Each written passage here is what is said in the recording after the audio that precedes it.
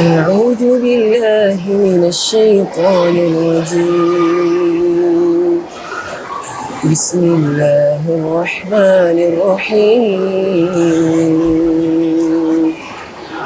سبحان الذي أسرى بعبده ليلا من المسجد الحرام إلى المسجد الأقصى الذي باركنا حوله لنريه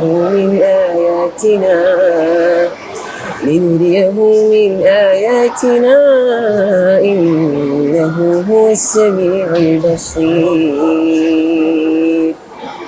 നബി സല്ലല്ലാഹു അലൈഹി വസല്ലമയുടെ ജീവിതത്തിലെ പ്രധാന സംഭവമായ ഇസ്രായിനെ കുറിച്ച് പരാമർശിക്കുന്ന സൂറത്ത് ഇസ്രായിലെ പ്രഥമ ആയത്താണിത്.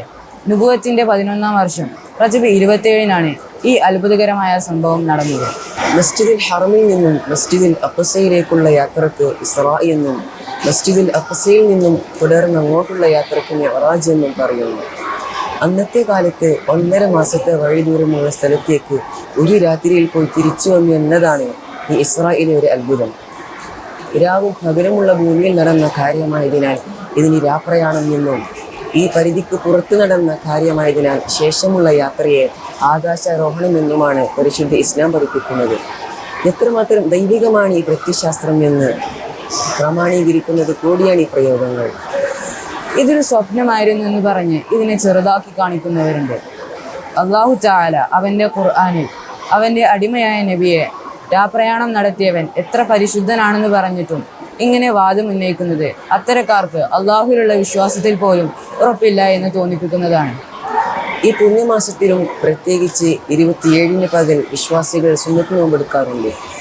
ഇമാം ഗസാലി റളിയല്ലാഹു അൻഹു തന്റെ ഇഹ്യാഉൽ ഉലൂമുദ്ദീനിൽ പറഞ്ഞിട്ടുണ്ട്, നബി സല്ലല്ലാഹു അലൈഹി വസല്ലമ തങ്ങൾ പറഞ്ഞു, റജബ് 27-ന് നോമ്പ് നോൽക്കുന്നവൻ 60 മാസത്തെ നോമ്പിന്റെ പ്രതിഫലം ലഭിക്കുമെന്ന്. ഇന്ന് സൂര്യൻ അസ്തമിക്കുന്നതോടെ ആ രാവ് നമ്മിലേക്ക് എത്തുകയാണ്.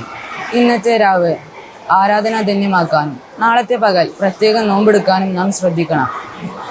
ഇതിനുള്ള സുവർണാവസരമാണ് ഇന്ന് നമ്മുടെ മഅ്ദിനിൽ വെച്ച് നടക്കുന്ന സ്വലാത്ത് മജ്ലിസ്. രാവും പകലും നമുക്ക് ആരാധനാധന്യമാക്കാം. അല്ലാഹു അനുഗ്രഹിക്കട്ടെ.